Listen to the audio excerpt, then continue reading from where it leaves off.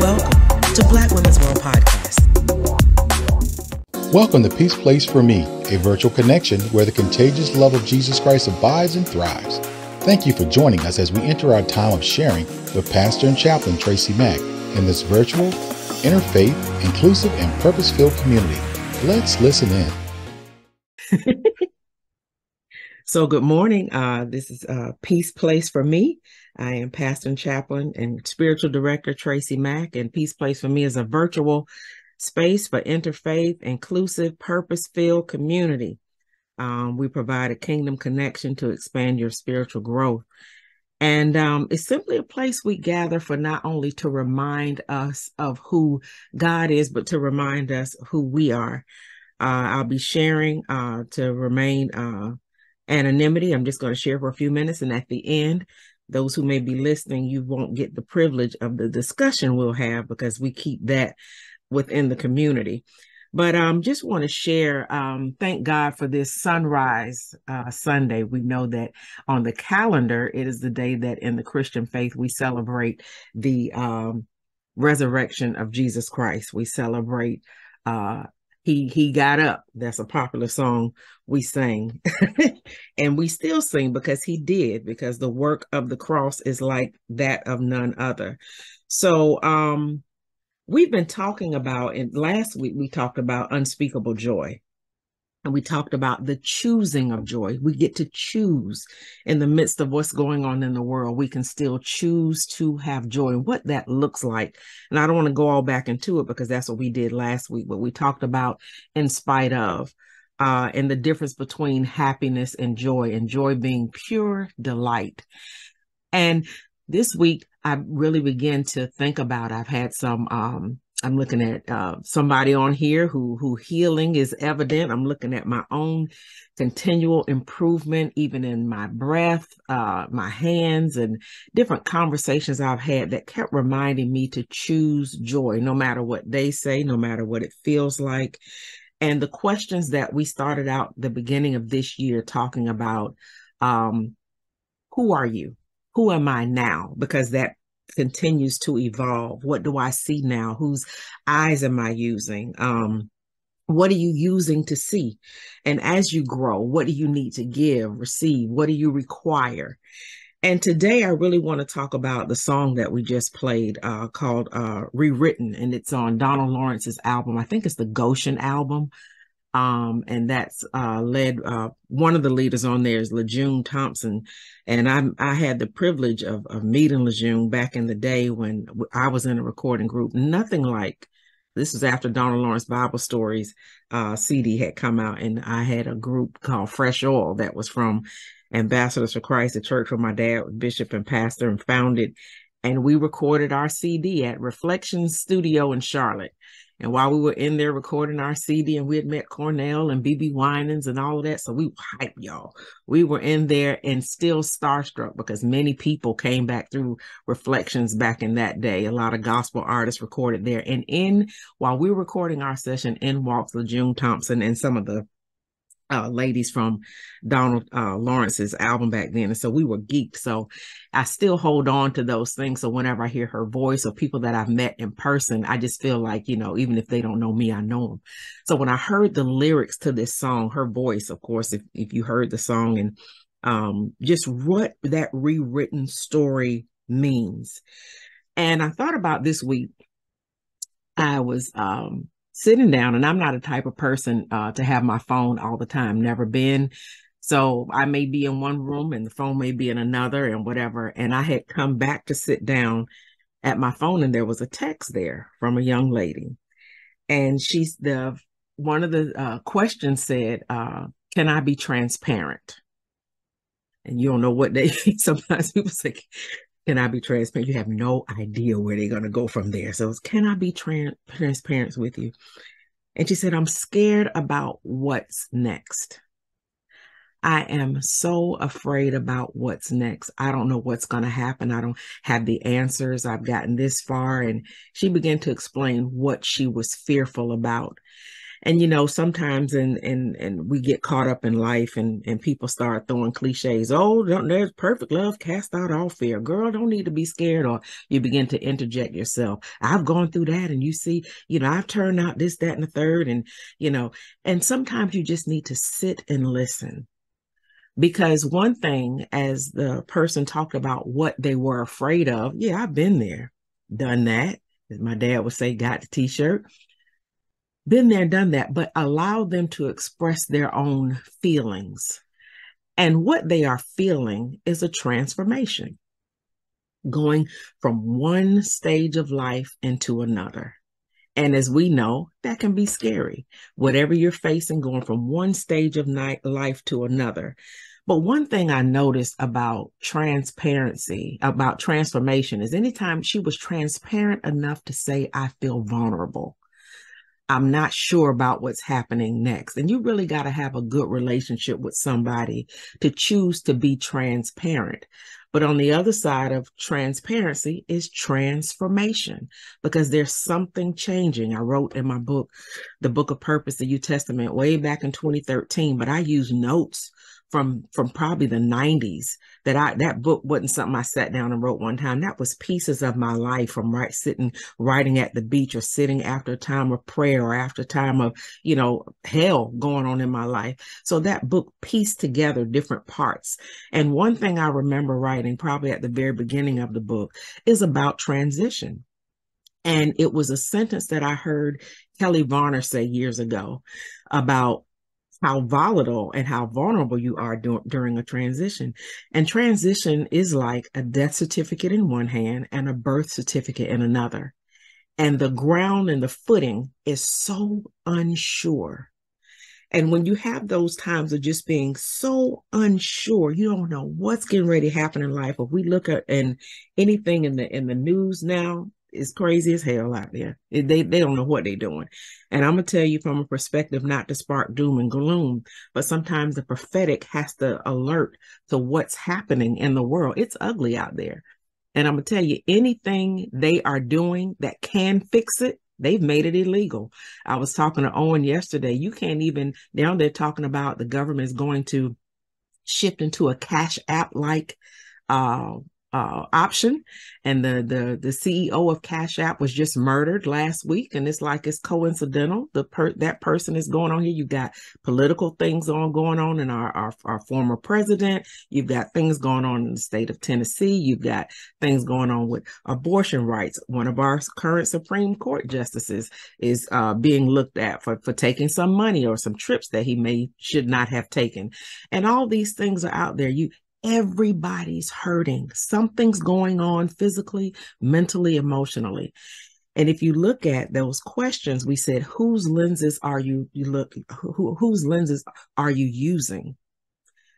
Now, last week we talked about joy, being able to have joy in the midst, being in and not of, seeing but not seeing, hearing but not hearing. So I see all these things going on in the world, and I still choose joy.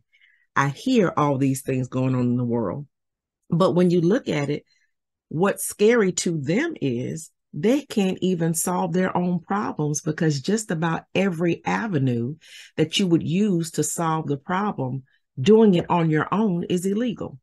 If somebody needs money, it is literally illegal to give somebody over $100 without them having to claim it on their taxes. So giving becomes illegal. You remember during the election season where it became illegal to give people water while they were trying to vote?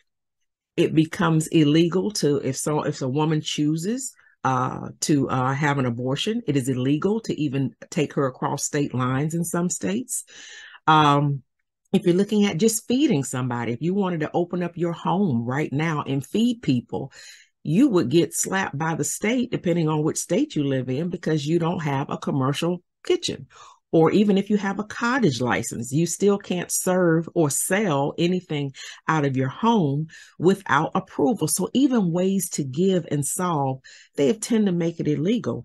And so when I thought about the whole thing about joy, and I began to think about being transformed, and if we go to Romans 12, verse 1 through 8, And keeping anonymity, I'm going to ask somebody to unmute and read it out of whatever version you have, the person that we normally call on. If you would go ahead and read uh, Romans 12:1-8. I beseech you, therefore, brethren, by the mercies of God, that ye present your bodies a living sacrifice, wholly acceptable unto God, which is your reasonable service.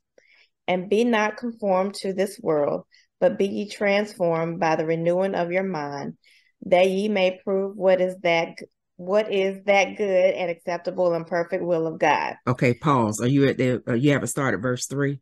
Not yet. Okay, 1-2. If that's that version, and listen to it out of this version, the Message version, the same 3 verses. He says, here's what I want you to do. God helping you, take every day your ordinary life, sleeping, eating, working, going to sleep, walking around, and place it before God as an offering. Embracing what God does for you is the best thing you can do for him.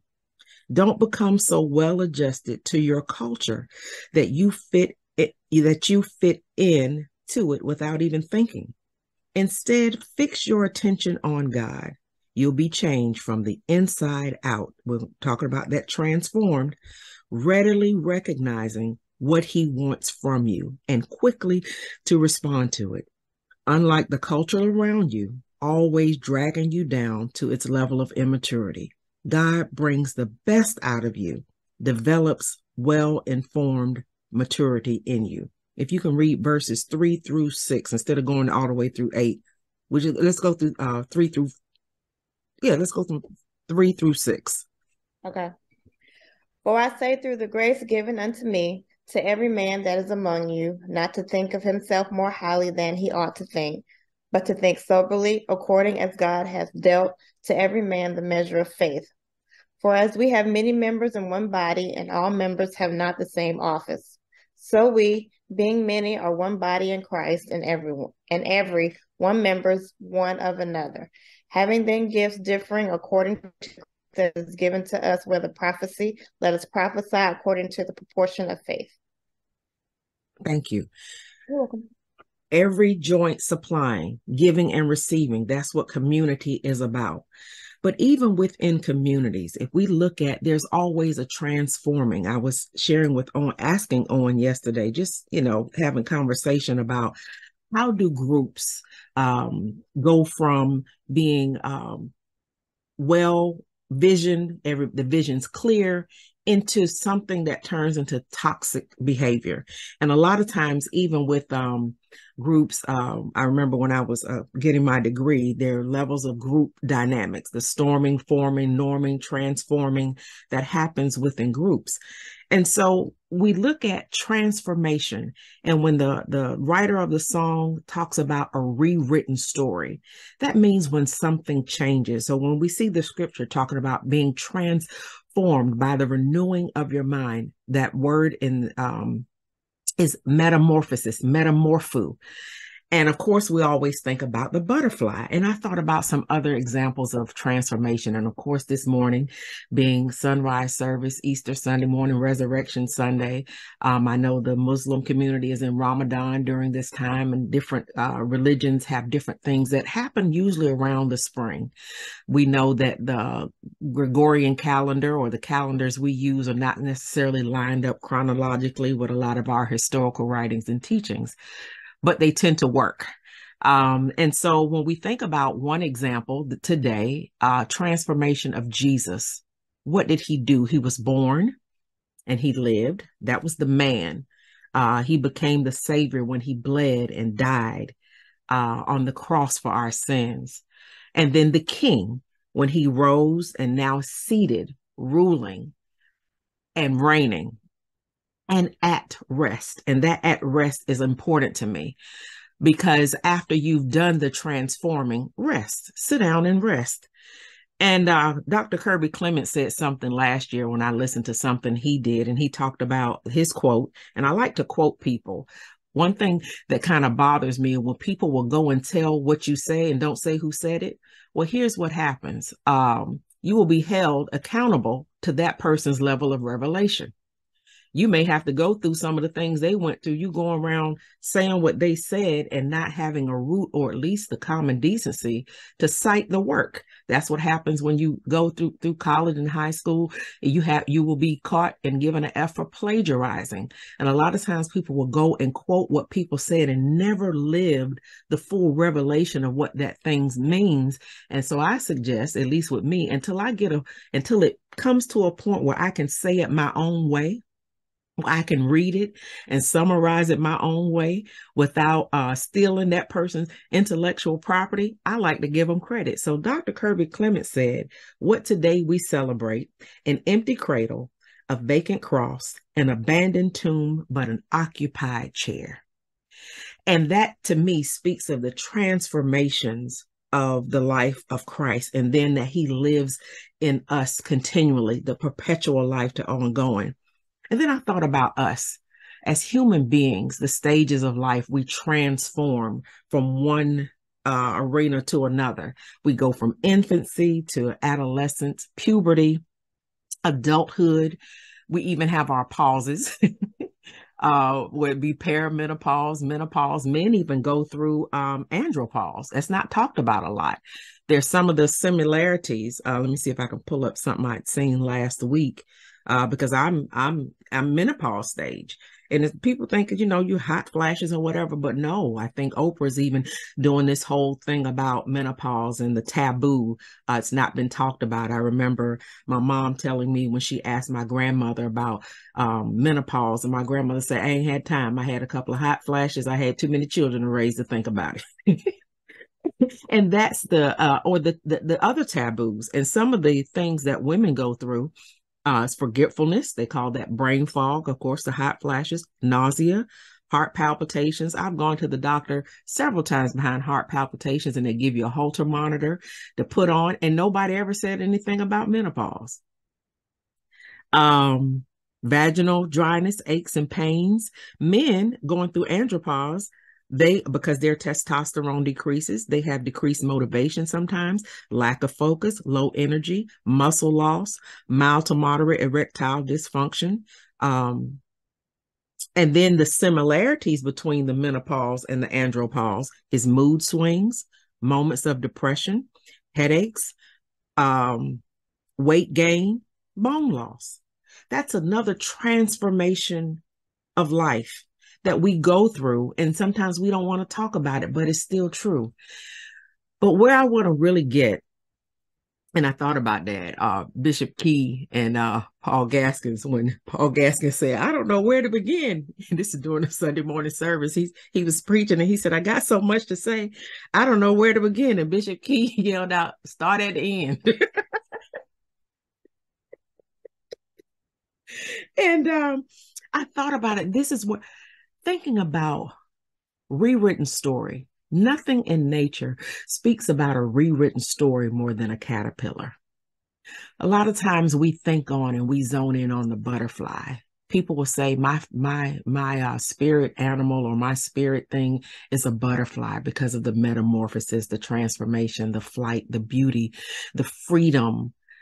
But nobody really talks about the caterpillar. Just like when we talk about pearls, nobody talks about the oyster. And so I think the caterpillar gets a bad rap. And if I could spend the majority of the rest of my time talking just simply about the caterpillar, and I will pull out some spiritual principles, and I want you to write them down as we go. But a caterpillar is from the larva. A butterfly lays about 500 eggs on leaves, and particular leaves. And whatever particular leaf the butterfly lays the egg on, that is the only leaf the caterpillar can eat from. It lays up to about 500 eggs. And those eggs, those larvae, sit on those leaves for about 4 days until the larva turns into a little baby caterpillar. And that thing is in there for 4 days, of course, without any food or anything. And when it breaks out of the shell, it eats the shell. It devours the shell. It not only eats the shell to get out of the shell, but once it's out of the shell, it consumes the shell. It needs the nutrients from the shell so it can crawl its own way to find food for where it needs to go. So it wakes up hangry. And the caterpillar, it takes about a 2-week process to go from the hatch larva into before it gets into the chrysalis stage, which is where I want to put most of my time. The caterpillar is such a negative connotation. You don't see people walking around with caterpillars on their shirts, or you don't see caterpillar figurines. You always see the butterfly. But it's a 2-week process. And its only job as a caterpillar is to eat, eat, eat. Some caterpillars have they're camouflaged to keep predators away. Some of them even have a toxic coating outside of its body. But it's designed to eat, eat, eat. But many caterpillars die from eating because some of the leaves where the caterpillars are feeding upon have a sticky substance, like a milkweed leaf has a sticky substance. And if that caterpillar eats too fast, the sticky substance from the milkweed leaf gums up its mouth. And a lot of caterpillars don't survive being caterpillars because they've gummed their mouths up and they can't eat anymore because its sole purpose is just to eat. And it will eat the very leaf that it was born on. It will consume everything, and sometimes the leaf beside it. But when they don't, of course, the ones that don't survive, and it'll eat enough to grow several times its original body size. And people don't realize, they think that chrysalis state is the first state, but it grows several times. And it sheds once. It has to shed once. So that's one spiritual principle. As you grow, let it go. As you grow, let it go. If you're in caterpillar stage, you are eating, eating, eating. You are consuming. There are things in your life. Remember, where are you now? Are you in a consuming stage? Are you just being born and you're eating the shell? If you're consuming and eat, you're eating for a reason, because you have to eat everything in sight, because something's coming and you won't be able to eat. When we talk about the gathering by the grasshopper and the elephant, the grasshopper and the ant, something else in nature that we take cues from. And once it's done eating and it knows it's at full growth capacity, it can't grow no more, it finds a quiet spot beneath a leaf. And that to me speaks about get quiet, because as we transform what's going on in the world, what we see happening to them, and I say because we come out from among them, we going through some of the things they're going through, but we got a different mindset. We have different lenses. How do we see things? What do we need now? Who am I now? And this thing, as it begins, it gets quiet. It stops eating. It gets quiet and it attaches itself underneath. It knows something is happening. For some reason, I just stopped eating. And I just feel I feel led to go over here and get quiet. The world ain't gonna want you to be quiet. They're not gonna understand your quiet. They're gonna get mad at your quiet. They're gonna treat you different because of your quiet. But if you don't stop eating and stop consuming at a certain point, you'll never go and attach yourself to that leaf and get quiet. So we got, as you grow, you must let go. The other part is be quiet. There are 2 times in the scripture where the word study comes up in the New Testament. And one of them is study to show thyself approved. And then the other one is study to be quiet. It takes a lot of effort to be diligent, to just hush. It don't mean be weak. It don't mean be lazy, because sometimes it takes strength to hold your tongue. The next thing it does is, once it finds the leaf that it wants to attach itself to, it spins a button. Some spin a button and some spin like a little hammock to attach itself. And it attaches itself by the butt. And that to me spoke, after you get quiet, go somewhere and sit down. Attach your butt to something and go somewhere and sit down. Everybody around you may be running. Everybody around you may say, what you doing sitting down? The world is on fire and you over there sitting down. Let them run. Sit down. Get somewhere and sit down. I've mentioned the book, Rest is Resistance. It is resistance against patriarchy, white supremacy, capitalism, because rest is not laziness. Because when you're resting, you're working on yourself. There's work going on the inside that can't be done on the outside. So when you attach your butt to that leaf, get somewhere and sit down. Now, some people will think that the chrysalis happens after the layer of skin is shed. The caterpillar starts squirming. Once it attaches itself to the body, it starts squirming because it's building the chrysalis underneath the skin.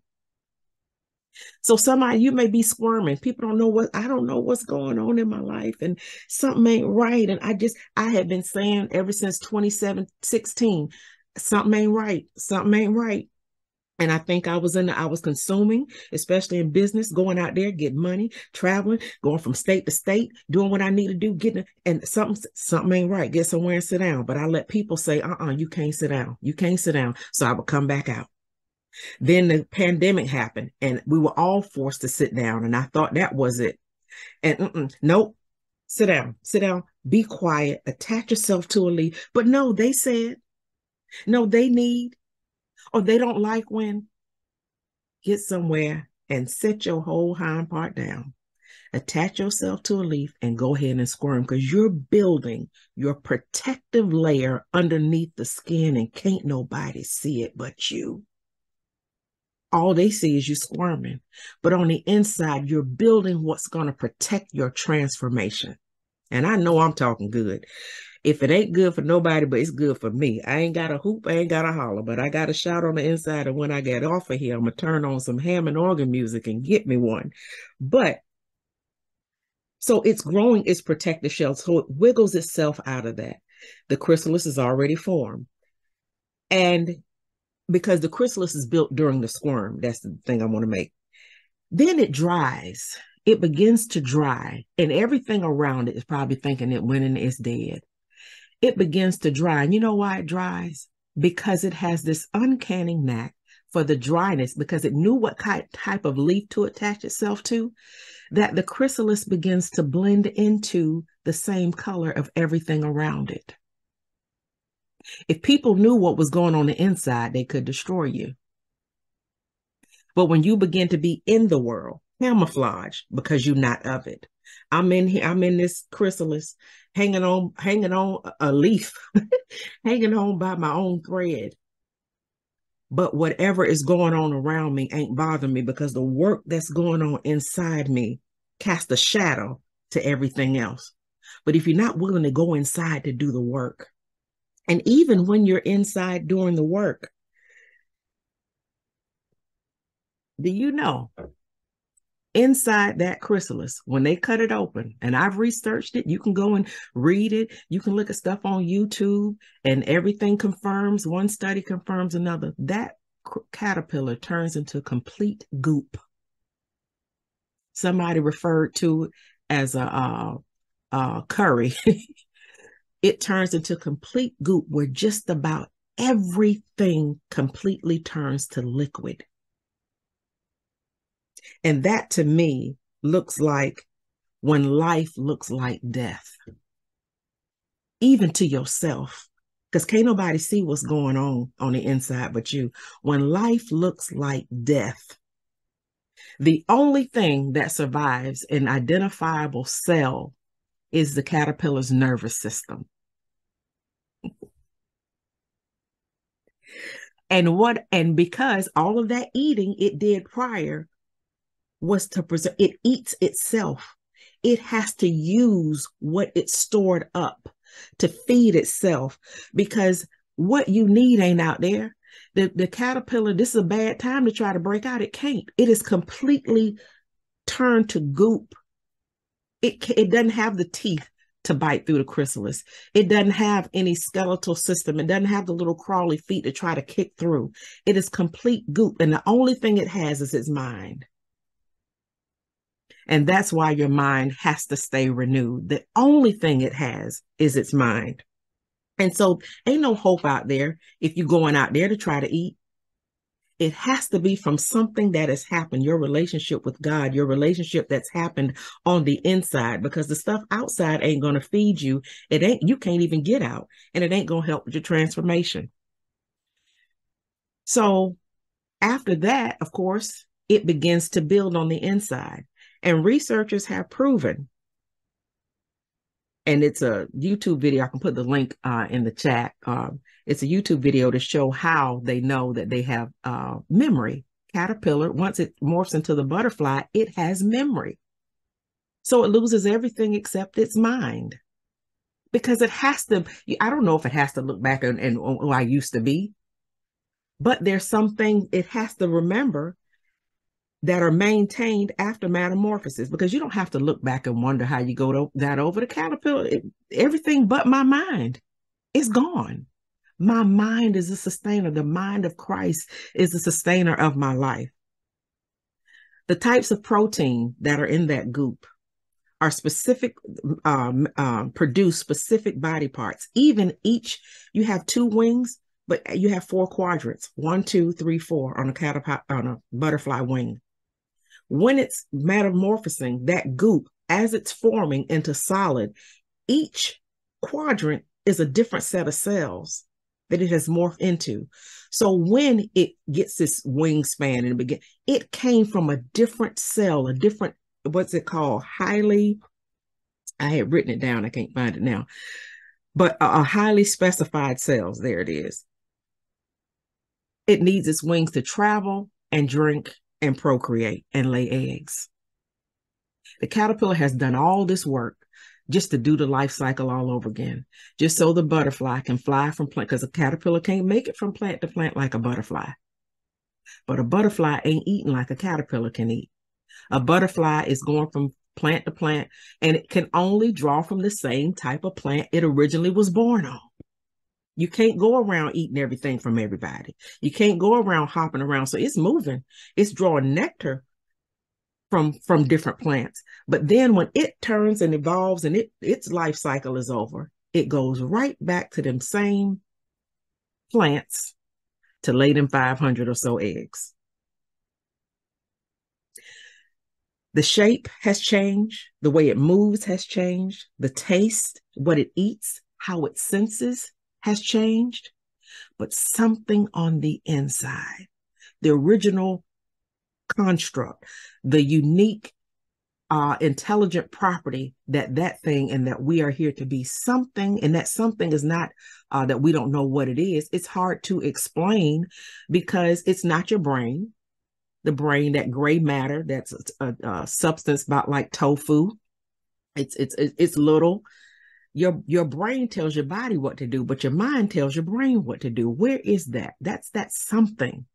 I always say you're not the thing you imagine, but you're the one who sees it. I've used the example, if you take the purple elephant inside a white picket fence, everybody sees it, but we all see it different. But you don't become the elephant. You don't become the picket fence. You're the one, you're the being that sees it. And it feels a little weird when you first make that realization. That's who you are. That's the thing that never dies inside the chrysalis, no matter what form we take, whether it be adolescence, whether it be adolescence and puberty, whether it be adulthood, whether it be menopause, all of it. And then we change within changes. The song, it said rewritten. All of our lives are being rewritten no matter what stage we're in. That's why we can't give up, because if it's good, this too will pass. If it's not, this too will pass. And so when we think about it, sometimes we only think the infancy, puberty, adulthood, but there are stages within stages. If you think about a book, and as I get ready to close, you think about a book and people will say, you need to turn over a new leaf. You need to turn a page. Some people say I'm starting a new chapter, and those things are good. And I'm sure that when we're at certain stages in life, we feel like that. But I feel like we're in a time, especially as a race of Black people, the country we live in, because of our enslaved ancestors, because of the bastardized version of Christianity that white people put on us that wasn't the original intent that I believe the gospel of Jesus Christ was here to be. We have to understand that we're at a place in life that we've never been in before. And in that, there are a lot of things that other people go through that we can't claim as ours because we didn't do that deed. We can't own some of the things that they've done. And so when we think about how we're transforming, how we're looking, there's stages within stages. And when I mentioned about you have a chapter, you may be turning a page, I think sometimes we are having a whole new book now, where this is the sequel. You can change a book, you can go to the next chapter, but it's still the same content. But I think some of us realize that this ain't just another chapter. This isn't just turning the page to another sentence, but baby, this is a whole new book. This is a sequel. I know you've seen you have Creed, the movie 1, 2, and 3. We had Black Panther 1 and 2. You got John Wick, this chapter. Oh, you got The Matrix 1, 2, and 3. Sometimes you got to just go ahead and go into another book. That your life has transformed that much. I'm sure that when that caterpillar sheds that first layer, it thinks, hey, this is done. I'm through transforming. When it eats that first little shell, I'm sure it tastes different than the leaf that it starts eating. And they said, well, this is good. I'm going to sit right here. No, this is something else. That's when you're in the same book. But when you got to shed, and look, it attaches itself by the butt, but the first thing it sheds is its face. I forgot to tell you that part. The first thing that it peels backwards is the face. You got to lose your identity because your face got to come off. Who you thought you were is not who you are now. So that's why at the beginning of the year, who are you now?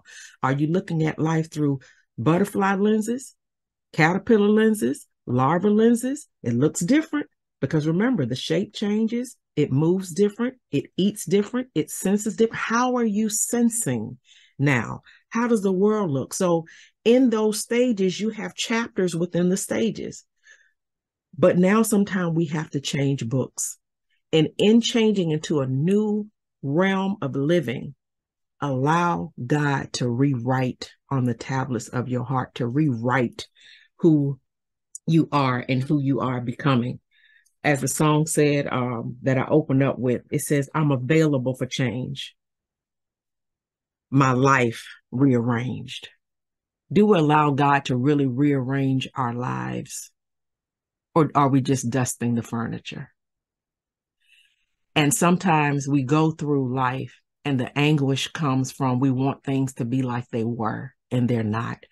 Everybody right now who I can see under the sound of my voice, you at a good age where you know them knees ain't the same, that back ain't the same, menopause, andropause, or whatever, all you know is not the same. But yes, yet sometimes there's a youth that rises up in you. There's something new that develops. It's something in life you got wings about. Your money may be funny, your change may be strange over here, but then something over here, when it comes to your spiritual development, you got wings.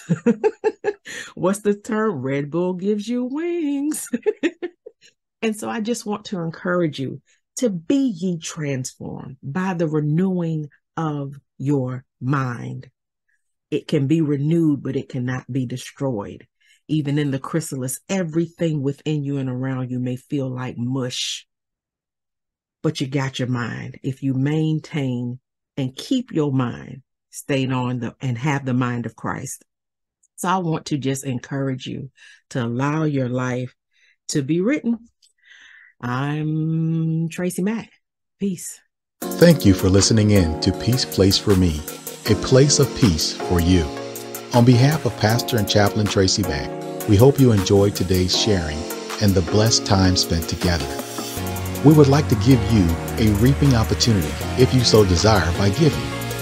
You can do so by way of Zelle at peaceplace@live.com, PayPal info@peaceplaceforme.com, Venmo @peaceplaceforme, Cash App Peace Place for Me, or by mail at Peace Place LLC, P.O. Box 767, Knightdale, North Carolina 27545. We want to express our gratitude in advance for the generous gifts you have chosen to share for the benefit of our community. We hope to fellowship with you again the next time we come together. As a reminder, we only meet on the second and fourth Sundays at 7 a.m. Eastern Standard Time. For access to join our virtual meetings, email us at info@peaceplaceforme.com. That is info@peaceplaceforme.com. Until next time, peace and blessings to you. You've been listening to Black Women's World Podcast, the BWWP, brought to you in part by Tracy Mack, Solutions for Life Institute, Coaching and Training Services.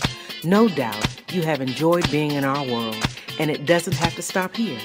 Head on over to blackwomensworld.com. This is my personal invitation to you to stay connected with me on social media and more. I'd love to see you there, and I'm so grateful you came to be with me here. Invite someone else to join you in our queendom next time so they can feel the vibe of our tribe of Sisternistas and Sisternista lovers too. Remember to be kind, be authentic, be generous, be excellent, be grateful, and while you're at it, go ahead and be extraordinary, because that's just what Sisternistas do, on purpose through mission with passion and compassion. It's a Black woman's world, baby, and you, my Sisternista, are proof. I'm your self-discovery companion, your professional peacemaker, and your host, Tracy Mack. Wherever you are in the world, may you love and be loved by somebody. Peace.